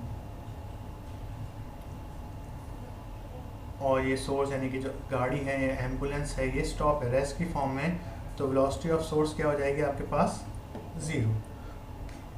ये जो रफ्तार से मूव कर रही हैं इसके वेव फ्रंट्स, इनके दरमियान डिस्टेंस कितना है, सबके दरमियान लैम्डा। ये जिस रफ्तार से मूव कर रही है साउंड, इसकी रफ्तार है v। तो Vs यहाँ पर वेलोसिटी ऑफ सोर्स होती है, v यहाँ पर वेलोसिटी ऑफ साउंड होता है, l यहाँ पर लैम्डा होता है। ये सारी बातें यहाँ लिखी हुई प्रेजेंटेशन में, ये देख सकते हैं। Suppose listener is moving towards stationary source, then speed of sound जो है v equal to f lambda होगी। Actually real wavelength of sound lambda है, आप देख सकते हैं ये रही लैम्डा। लैम्डा चेंज नहीं हो रही, सबके दरमियान सेम है, बज़ाहिर आपको लग रहा है लेकिन चेंज नहीं हो रही। सबका फासला ये भी लैम्डा है, ये भी लैम्डा है, ये भी डिस्टेंस लैम्डा है। अब एक ऑब्जर्वर जो कि यहाँ मौजूद है, ये मूव कर रहा है यहाँ से। अगर ये यहीं पर रहता, ये इसकी इनिशियल पोजीशन है, इनिशियल, ये यहाँ से मूव करके यहाँ पर आ गया। किस रफ्तार से इसने ट्रैवल किया, इसने ट्रैवल किया है रफ्तार v/o से, या vl कह रहा हूँ मैं, vl से इसने ट्रैवल किया है। ठीक है, तो अगर ये ऑब्जर्वर यहीं पर रहता तो इसके पास एक वेव फ्रंट पहुँचते, यानी कि एक वेव पहुँचती, लेकिन ये यहाँ से यहाँ पर आ गया, तो इसने कितनी वेव परसीव कर ली, एक की जगह 3 सुन ली। जब ये यहाँ पहुँचेगा तो इस पर ये पास ये वाली वेव भी सुन चुका होगा, ये भी सुन चुका होगा, ये सुन रहा होगा। तो अगर यहीं रहता तो इसकी फ्रीक्वेंसी कितनी पहुँचती, 1। यहाँ पे आने पर क्या हुआ, इसने कितनी फ्रीक्वेंसी सुन ली, 3। इसकी फ्रीक्वेंसी क्या होगी, बढ़ गई, और वही फ्रीक्वेंसी हमें मालूम करनी। हालांकि साउंड की अपनी फ्रीक्वेंसी क्या है, साउंड की अपनी फ्रीक्वेंसी तो एफ ही है, हमें क्या बतानी इसकी अपेरेंट फ्रीक्वेंसी बतानी है। तो फ्रीक्वेंसी का फॉर्मूला क्या होता है, f is equal to v upon lambda. Apparent frequency क्या हो जाएगा, वेलोसिटी ऑफ रिलेटिव वेलोसिटी और वेवलेंथ। वेवलेंथ यहाँ पे चेंज हो नहीं रही है, जब ये यहाँ से यहाँ पर आएगा आगे तो इसको दरमियान जो ये वेव सुन रहा है उन वेव के दरमियान डिस्टेंस लैम्डे रहेगा ना, वेव को थोड़ी ना पकड़ सकते हैं हम, साउंड को, हम साउंड को पकड़ थोड़ी ना सकते हैं। तो ये हो गई क्वेश्चन नंबर 1। अब आपने यहाँ रिलेटिव वेलोसिटी निकालनी है फॉर वी प्राइम। तो जब दो चीज़ें करीब मूव करती हैं तो यहाँ पे रिलेटिव वेलोसिटी क्या बन जाएगी, जब दो चीज़ें अपोजिट मूव करती हैं तो उनके दरमियान डिस्टेंस कम हो जाता है तो उनकी रिलेटिव वेलोसिटी ऐड हो जाती है, यानी साउंड की वेलोसिटी ऐड हो जाएगी वी एल के बराबर। अगर दो चीज़ें सेम डायरेक्शन में ट्रैवल करती हैं तो उनकी वेलोसिटी, अगर इसकी v1 है इसकी वेलोसिटी v2 है तो उनके दरमियान फ़र्क आ जाता है, बड़ी में से छोटी को माइनस कर देते हैं, ये रिलेटिव वेलोसिटी कहलाती है। और अगर दो चीज़ें सेम अपोजिट डायरेक्शन में ट्रैवल करती हैं, इनका डिस्टेंस जो है वो कम होता है तो उनकी वेलोसिटी ऐड हो जाती है, जल्दी एक दूसरे को अप्रोच कर लेते हैं। तो रिलेटिव वेलोसिटी इनकी ये आ गई।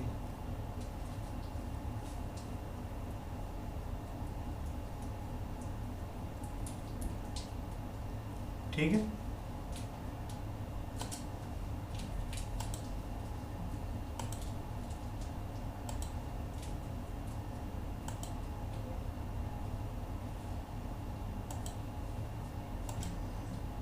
Relative velocity of sound observe by listener क्या हो जाएगी, v प्लस वी एल हो गई। वेवलेंथ जो है वो दोनों के लिए लैम्डा ही रही, लैम्डा को हम v अपॉन एफ भी लिख सकते हैं, और लैम्डा किसके बराबर है, v इजिकल टू, यानी कि साउंड की जो वेलोसिटी v है ये v बराबर है f लैम्डा। तो एक तो ये बन गई क्वेश्चन, और लैम्डा बराबर हो जाएगा v अपॉन एफ के, ये बन गई क्वेश्चन। पुट इन 1 तो क्या बन जाएगा, एफ प्राइम बराबर हो जाएगा v प्राइम की जगह क्या आ गया,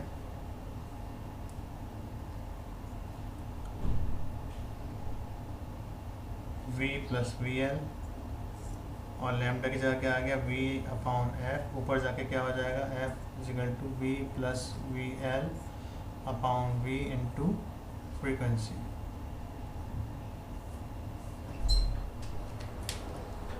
तो इसका कंक्लूजन क्या बनेगा कि जब आप करीब जाएंगे तो आपको ओरिजिनल साउंड से ज़्यादा फ्रीक्वेंसी ऑब्जर्व होगी, एफ प्राइम जो है वो ग्रेटर आएगी ओरिजिनल फ्रीक्वेंसी ऑफ साउंड्स। ठीक है, तो ये था केस 1A, इसमें सोर्स मूव कर रहा था towards listener.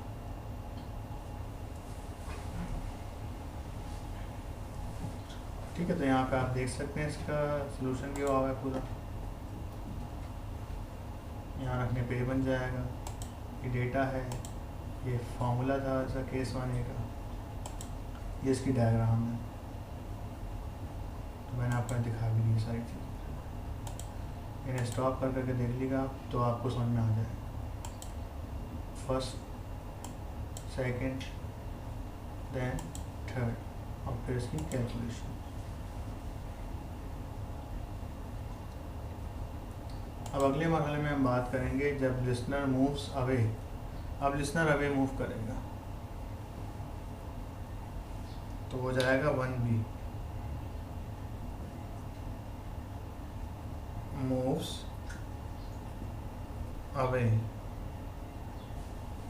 From stationary source. Source अभी भी रुका हुआ है, अभी ऑब्जर्वर जो है हम इसको कर लेंगे। अब इसकी इनिशियल पोजीशन ये हो जाएगी, पहले यहाँ से अभी इधर जा रहा है, उल्टा जा रहा है, ये इसकी हो जाएगी इनिशियल पोजीशन, और ये इसकी हो जाएगी फाइनल पोजीशन। यहाँ जा रहा है, किस रफ्तार से जा रहा है, वेलोसिटी वी.एल से।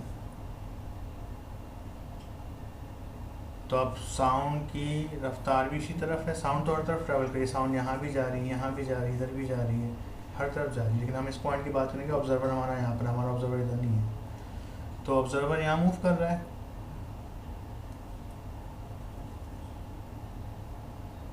साउंड भी इधर जा रही है, तो अब होगा क्या कि अगेन अब इनकी जो रिलेटिव वेलोसिटी है वो क्या हो जाएगी, क्योंकि जब रिलेटिव वेलोसिटी हम निकालते हैं दो चीज़ें एक ही जगह जा रही हैं, इनके दरमियान डिस्टेंस बढ़ेगा तो रिलेटिव वेलोसिटी क्या होती है, आपस में सब्ट्रैक्ट होती है।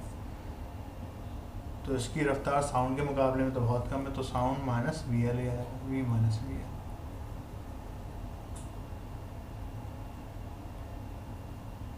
और लैम्डा यहाँ पे जो साउंड की असल वेवलेंथ है वही इस तक पहुँच रही है, तो लैम्डा क्या हो जाएगा, v upon f. V upon f यहाँ पे आ गया, यहाँ पे माइनस की जगह प्लस हो गया, ये हो गया माइनस हो। तो जब ये बंदा दूर जाएगा एम्बुलेंस से, अगर आप दूर जाएंगे तो अब आपके पास उसके वेव फ्रंट, अगर आप यहीं रहते तो आपके पास 3 पहुंच जाते, लेकिन अब आप यहाँ पहुंच गए तो आपके पास एक वेव फ्रंट पहुंचा है, कम फ्रीक्वेंसी पहुंच रही है क्योंकि आप दूर जाते हैं उससे।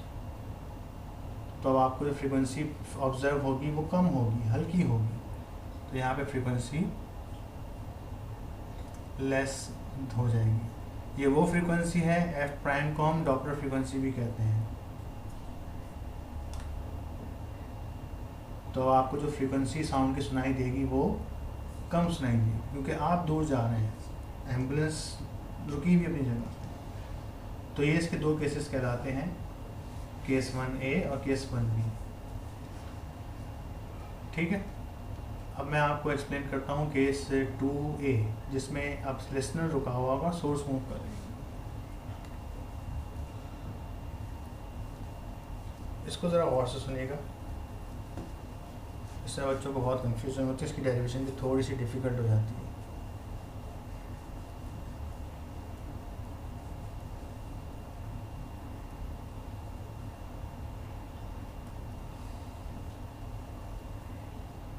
सो केस 2B, 2B क्या है हमारे पास,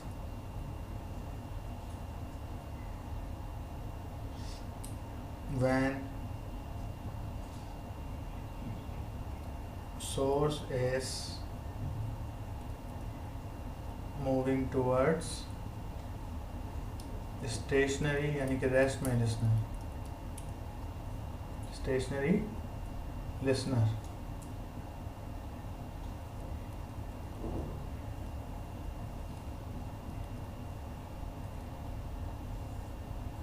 इस पूरी बात को हम लिख सकते हैं कि अब यहाँ पे सोर्स मूव करेगी टुवर्ड्स स्टेशनरी ऑब्जर्वर, अवे में हो जाएगा, ये एरो दूर हो जाएगा।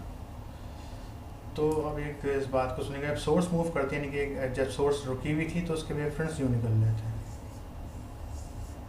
एक गाड़ी रुकी हुई हर तरफ, यहाँ भी वेवलेंथ लैम्डा, यहाँ भी वेवलेंथ लैम्डा, यहाँ भी वेवलेंथ लैम्डा। लेकिन अब क्या होगा, अब सोर्स जब मूव करेगी तो उस तरफ इसके वेव फ्रंट कंप्रेस होंगे। सोर्स अभी मूव करिए, अगर मान लें राइट साइड पे गाड़ी मूव कर रही है एम्बुलेंस, तो इसके वेव फ्रंट यहाँ पे कंप्रेस होंगे और दूसरी जगह से स्ट्रेच हो जाएंगे। कुछ ऐसी सूरत हाल है। तो ये जो वेवलेंथ आ रही है ये भी चेंज हो रही है, ये जो वेवलेंथ आ रही है ये भी चेंज हो रही है, ये कंप्रेस्ड हो रही है, ये स्ट्रेच हो रही है। एक्चुअल वेवलेंथ लैम्डा थी तो दोनों ही लैम्डा के बराबर नहीं है। हाँ, इस वाई को हम लैम्डा प्राइम करें, इसको डबल प्राइम कह दें, तो ये वेवलेंथ जो है ये लेस देन है ओरिजिनल वेवलेंथ से, ये वेवलेंथ ग्रेटर है ओरिजिनल वेवलेंथ से।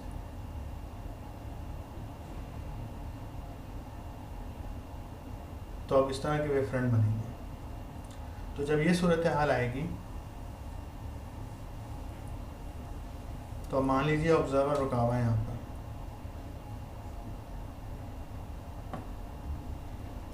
अब एक गाड़ी है उसमें से वेव फ्रंट निकल रहे हैं। मैं इसको बहुत सिंपल करके बताऊंगा ताकि डायरेक्शन समझ में आ जाए। एक सोर्स है, कार है, इसके वेव फ्रंट निकले, ये पहला वेव फ्रंट निकला,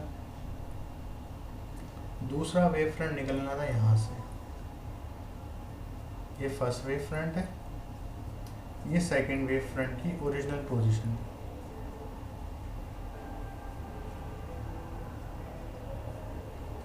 लेकिन हुआ क्या कि सेकंड वेव फ्रंट निकलने से पहले ये गाड़ी यहाँ से यहाँ पर आ गई, ये कार यहाँ से मूव कर कर यहाँ पर आ गए।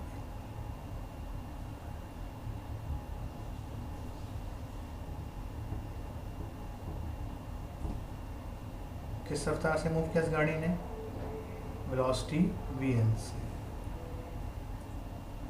और ये सेकंड वेव फ्रंट जो कि यहाँ से निकलना चाहिए था, ये कहाँ से इमिट हुआ? ये यहाँ से इमिट हुआ इस तरीके से। तो ये न्यू पोजीशन है सेकंड वेव फ्रंट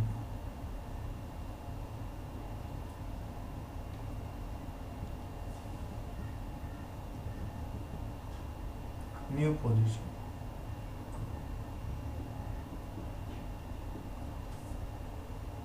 तो अगर ये सेकंड वेव फ्रंट यहीं से निकलता है, अगर गाड़ी रुकी रहती थी जगह पे, तो इनके दरमियान का डिस्टेंस ये लैम्डा है, पूरा यहाँ से लेके यहाँ तक।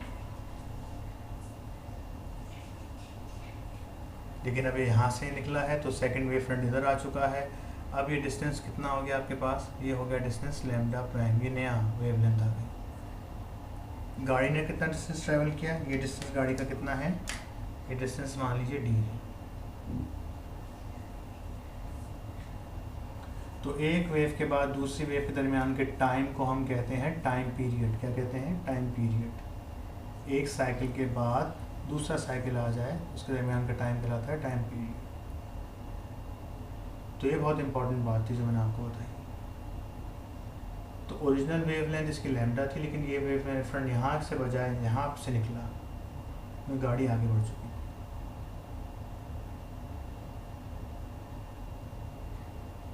ठीक है। और ये सोर्स जो है अपनी जगह पे रुका हुआ है, वो लिसनर जो है वो अपनी जगह पे रुका हुआ है, स्टॉप है। वी एस कितना है? 0।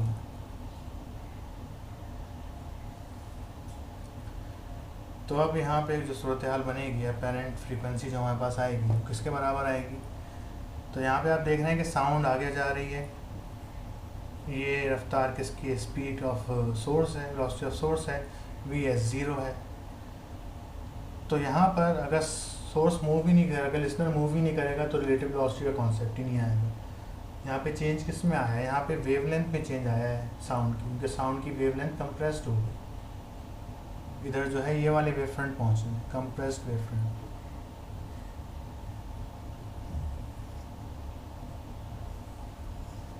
ये वाली बात होगी। तो अगर हम डायग्राम से देखें तो हमें नज़र आएगा यहाँ से कि लैम्डा बराबर किसके है? लैम्डा प्राइम प्लस डी के। और इस दौरानिए का टाइम जो है वो टाइम पीरियड के बराबर है, और टाइम पीरियड जो है 1/, फ्रीक्वेंसी के बराबर नहीं होता है। तो हमें यहाँ पर वी प्राइम की जगह लैम्डा प्राइम लिखना पड़ेगा। वेलोसिटी ऑफ साउंड वैसे की वैसी रहेगी। ठीक है।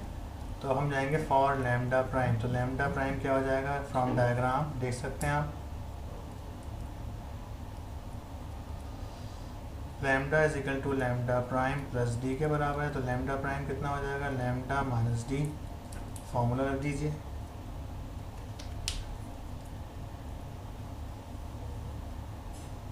तो लैम्डा किसके बराबर हो जाएगा? v is equal to f lambda होता है। तो लैम्डा बराबर हो जाएगा v अपॉन एफ के। लैम्डा बराबर हो गया v अपॉन एफ के। डिस्टेंस का फॉर्मूला क्या होता है? डिस्टेंस बराबर होता है s is equal to v t. Distance किसने ट्रैवल किया है? गाड़ी ने, तो डिस्टेंस ऑफ सोर्स हो जाएगा। डिस्टेंस हो गया वी एस इंटू टी। ये टी टाइम पीरियड है, तो मैं इसको वी एस अपॉन फ्रीक्वेंसी भी लिख सकता हूँ कि टाइम पीरियड जो है वो किसके बराबर होता है? 1/f के बराबर होता है। तो रख दीजिए यहाँ पे क्या आ जाएगा? पहले आएगा v s into time period, फिर हम लिख देंगे कि v upon f minus v s upon frequency of sound. ये टाइम पीरियड भी साउंड का है। एफ से एफ आपने एलसीएम ले लिया, वी माइनस वी एस, ये आ गई लैम्डा प्राइम की वैल्यू। इस वैल्यू को हम कहाँ रख देंगे? क्वेश्चन नंबर 1 में, पुट इन 1।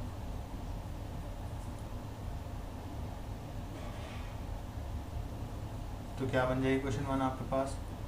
एफ प्राइम बराबर हो जाएगा, वी की जगह क्या आ जाएगा? वी रहेगा, नीचे आ गया v minus v s divide by f, f ऊपर चला जाएगा तो एफ प्राइम बराबर हो गया v divide by v minus v s into frequency.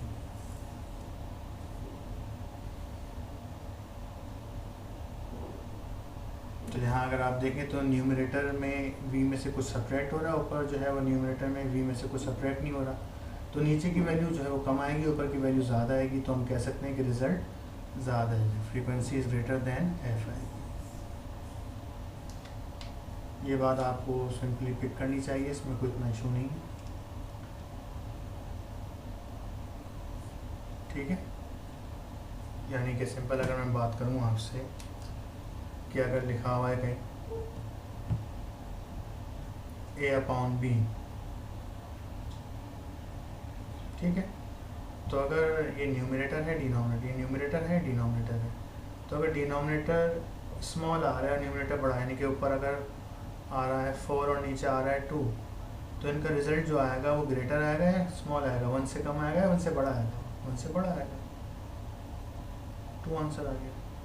और अगर यूँ कहानी होती कि ऊपर 2 होता नीचे 4 होता, नीचे वैल्यू बड़ी ऊपर छोटी है, तो इसका रिजल्ट हमेशा कम आता, इसका आता 0.5।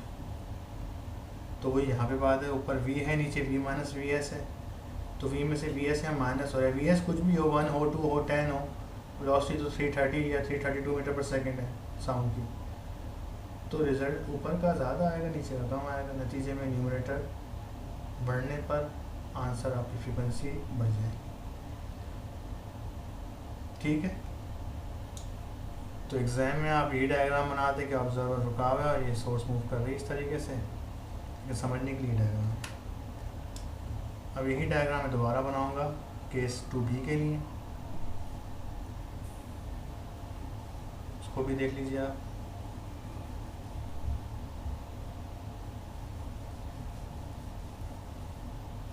अब हमारे पास सोर्स जो है वो मूव अवे करेगा, source move away from stationary observer, यानी कि अब गाड़ी दूर जाएगी। अब ये गाड़ी है,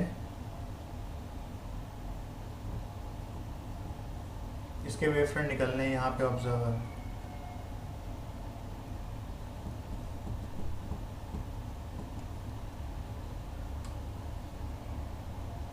ठीक है, तो एक वेव फ्रंट इस तक पहुँच गया।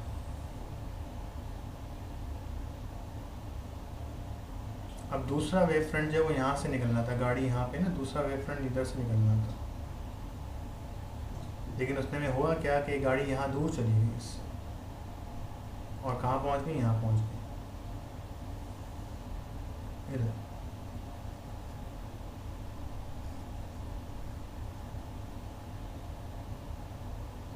तो ये फर्स्ट वेव फ्रंट है, ये सेकंड वेव फ्रंट की ओरिजिनल पोजीशन थी, यहाँ से निकलना था, लेकिन दूर जाने की ऐसे कहाँ से निकला, इधर से निकला, तो ये होगी direction. Second wave front new position, तो यहाँ इनके दरमियान वेवलेंथ होनी चाहिए थी ये लैम्डा। अगर ये कार रुकी रहती तो इसके वेव फ्रंट निकलते हैं यहाँ पे, साउंड यहाँ तक पहुँचती, velocity of sound v, observer रुका हुआ है तो vl कितना है हमारे पास 0 है, गाड़ी यहाँ मूव कर रही है विद रफ्तार कितनी, वेलोसिटी vs।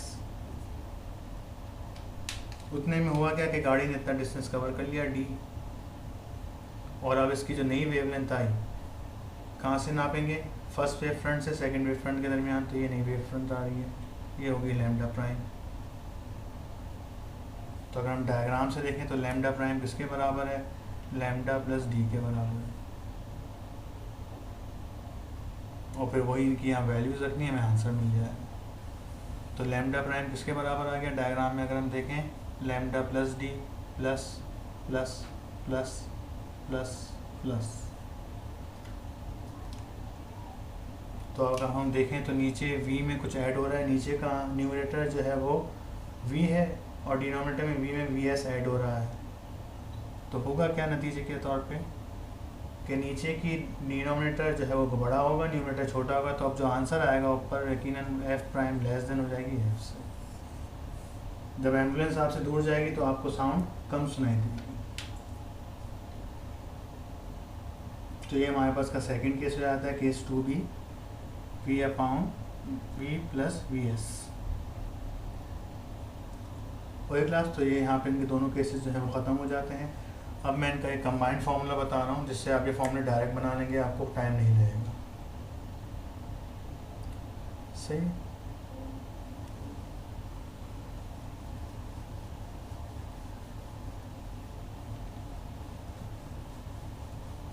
तो डॉपलर इफेक्ट के जो फार्मूले हैं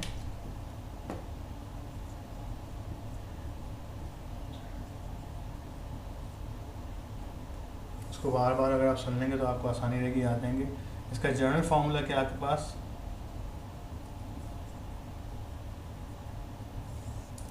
अपेरेंट फ्रीक्वेंसी या डॉपलर फ्रीक्वेंसी किसके बराबर होती है आपके पास, ये ओरिजिनल फ्रीक्वेंसी ऑफ साउंड है, ऊपर V। अच्छा, ये वाली जगह याद रखिए, ये ऊपर वाली जगह वेलोसिटी ऑफ लिसनर की होती है, नीचे वाली जगह वेलोसिटी ऑफ सोर्स की होती है। अब ये ऐड होंगे, सब्ट्रैक्ट होंगे, क्या होंगे वो बताना है। ये जनरल फार्मूला आपको याद रखना होगा। तो केस 1A,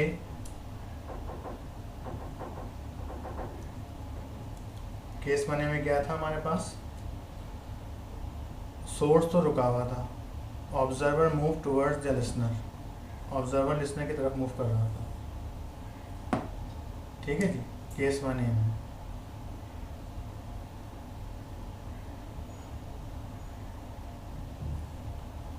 और केस 1B क्या था,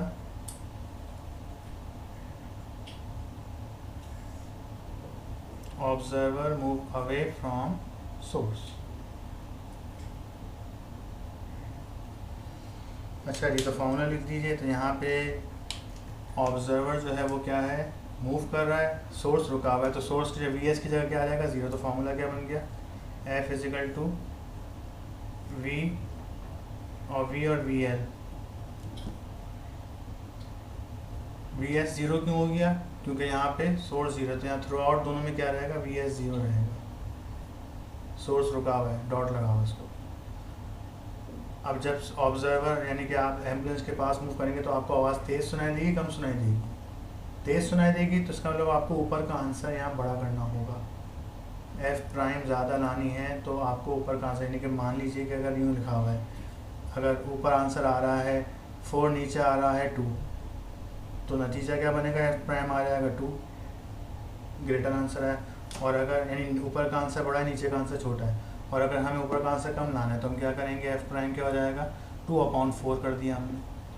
अब आंसर क्या आएगा, 0.51 से कम आ गया, तो एफ प्राइम क्या हो जाएगा, लेस हो जाएगा एफ से। ठीक है, तो यही कहानी हम यहाँ कहेंगे कि हमें अगर यहाँ पे साउंड तेज़ सुनाई देगी तो ऊपर का आंसर न्यूमरेटर हमें क्या करना पड़ेगा, बढ़ा ताकि एफ प्राइम बड़ी आ जाए, तो ऊपर आ गया प्लस, क्योंकि आवाज़ तेज़ सुनाई दे रही थी। अब इधर आ जाएं, अगेन ये फार्मूला लिखा आपने, F prime VL upon V into F. अब आप जो है एम्बुलेंस से दूर जा रहे हैं तो आपको आवाज़ कम सुनाई देगी, यानी आपकी फ्रीक्वेंसी आप तक जो पहुंच रही है वो कम होगी ओरिजिनल साउंड से। तो अब आपको ऊपर वाले आंसर को छोटा करना होगा। कैसे छोटा करेंगे, अगर ऐड करूँगा तो बड़ा हो जाएगा, माइनस कर दो, छोटा हो गया। एफ प्राइम क्या आ गया, कम आ गया आपके पास, एफ प्राइम लेस हो गया एफ से, यहाँ पे क्या हो गया, एफ प्राइम ग्रेटर हो गया एफ से। ये टेक्निक समझ में आई। सिमिलरली इसी टेक्निक को हम यूज़ करेंगे केस 2A में। अब यहाँ पे सोर्स जो है वो मूव कर रहा है टुवर्ड्स ऑब्जर्वर, और केस 2B में क्या हो जाएगा, सोर्स जो है वो मूव अवे कर रहा है ऑब्जर्वर से।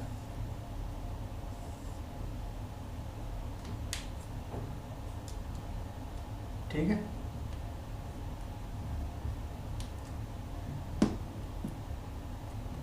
तो फ्रीक्वेंसी का फॉर्मूला क्या हो जाएगा, यहाँ पे ऑब्जर्वर की रफ्तार 0 है, यानी कि VL 0 हो जाएगी दोनों में, इन दोनों में VL क्या रहेगा, 0।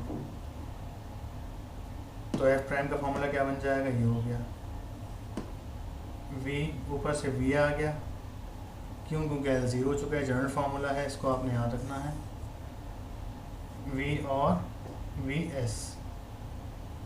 अब अगर एम्बुलेंस आपके पास आएगी तो आपको आवाज़ तेज़ सुनाई देगी, कम सुनाई देगी, तेज़ सुनाई देगी। तेज़ सुनाई देने का मतलब आपको एफ़ का आंसर इससे बड़ा लाना है। अगर ऊपर की चीज़ को बड़ा करना चाहते हो तो नीचे की चीज़ को क्या कर दो, छोटा कर दो। छोटा कैसे करेंगे, अगर मैं प्लस करता हूँ तो ऊपर की वैल्यू वी कम हो जाएगी और नीचे की डिनोमिनेटर बड़ा हो जाएगा, तो मुझे क्या करना पड़ेगा, अगर आंसर ऊपर की वैल्यू को बड़ा करना है मुझे नीचे सब्ट्रैक्ट करना पड़ेगा। अगर मान लो वी बेटा, वी आपके पास अगर 332 है तो अगर बनाइए इसको 332 और वी एस मान ले 2 है तो क्या हो गया 332 डिवाइड बाई 330, आंसर क्या आएगा, बड़ा आ जाएगा, 1 से ग्रेटर आ जाएगा 1 से।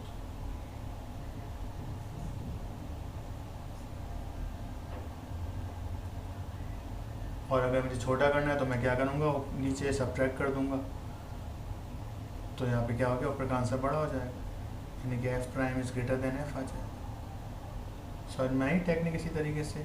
अब यहाँ पे आ जाए f prime is equal to f v divide by v s. अब एम्बुलेंस आपसे दूर जा रही है तो आपको आवाज़ कम सुनाई देगी। जब आपको आवाज़ कम सुनाई देगी तो होगा क्या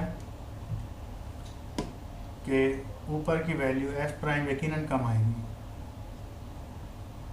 तो आपको ऊपर का आंसर को क्या करना है, छोटा करना है। न्यूमरेटर को छोटा करेंगे तो एफ प्राइम भी छोटा हो जाएगा। तो न्यूमरेटर को छोटा करने का तरीका क्या है कि डिनोमिनेटर को बड़ा कर दे, तो मुझे यहाँ पे क्या करना पड़ेगा, ऐड करना पड़ेगा। तो इस तरीके से आपको ये फॉर्मूले रटने नहीं पड़ेंगे, बस आप डायरेक्ट एक जनरल फार्मूला आपने याद कर लिया तो आप चारों फार्मूले बना लेंगे। और फिर जो तीसरा केस है आपके पास जिसमें हम बात करते हैं वो भी आप डायरेक्ट बना सकते हैं, वही मैं बताया था, तो मैं आज बता रहा हूँ।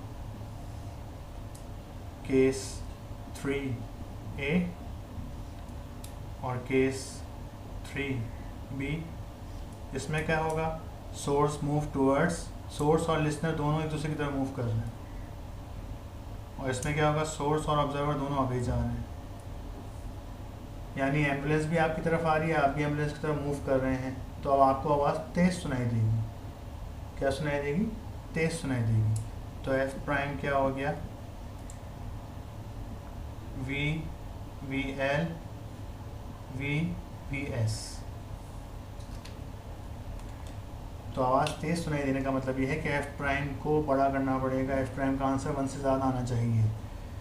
तो ऊपर की वैल्यू को बड़ा करने का तरीका क्या है कि हम क्या करें, ऊपर प्लस कर देते हैं और नीचे की वैल्यू को छोटा कर देते हैं, तो ऑटोमेटिकली ऊपर की वैल्यू क्या हो जाएगी, बड़ी हो जाएगी। अगर मैं नीचे प्लस करता ऊपर माइनस करता तो ऊपर का आंसर मज़ीद छोटा हो जाता है। न्यूमरेटर को बिग करना है तो ऊपर प्लस कर दिया, डिनोमिनेटर को छोटा कर दिया, न्यूमरेटर ऑटोमेटिकली बिग हो जाएगा। ये बन गया फॉर्मूला उसका। और ये कैसे बनाए, इन दोनों फॉर्मूलों को मर्ज किया गया टूवर्ड्स में, देख लीजिए। सिमिलरली यहाँ पे क्या हो जाएगा, F prime V L V s. अब क्या करना है आपको, अब एम्बुलेंस भी आपसे अपोजिट जा रही है, आप भी उससे दूर जा रहे हैं, तो आपको फ्रीक्वेंसी कम सुनाई देगी। कम सुनाई देने का मतलब एफ प्राइम का आंसर को स्मॉल करना होगा। स्मॉल करने का मतलब न्यूमरेटर को स्मॉल कर दो। न्यूमरेटर को स्मॉल कैसे करेंगे कि डिनोमिनेटर को बड़ा कर दो, ऊपर माइनस कर दो, तो इन दोनों को मर्ज कर दिया। तो ये छठा फार्मूला भी आपका रेडी हो गया। तो इस तरह से आप सारे फार्मूले बना सकते हैं। न्यूमेरिकल में याद करने में आपको फार्मूले याद करने का तरीका प्रॉब्लम नहीं होगी। आई रिपीट कि यहाँ पे आपके MCQ सारे वाइंड अप हो गए हैं। और ये भी बता दूँ मैं आपको कि जो है बजाज अफजाल के चैनल को आप सब्सक्राइब कर लीजिएगा ताकि सेकंड ईयर में आपको आसानी रहे। किसी भी लेक्चर को जब आप ओपन करेंगे, जैसे लेक्चर ओपन किया हुआ है, तो इसमें आपको सेकंड ईयर के सारे MCQs मिल जाएंगे। ओके, फर्स्ट ईयर के MCQs का इस तरह करने का आपको टीचर्स ने शेयर कर दिया होगा, मैंने भी शेयर कर दिया है, बच्चों से ले लीजिएगा और क्लास। तो थैंक यू। आई होप कि आपको डॉपलर इफेक्ट भी समझ में आ गया हो।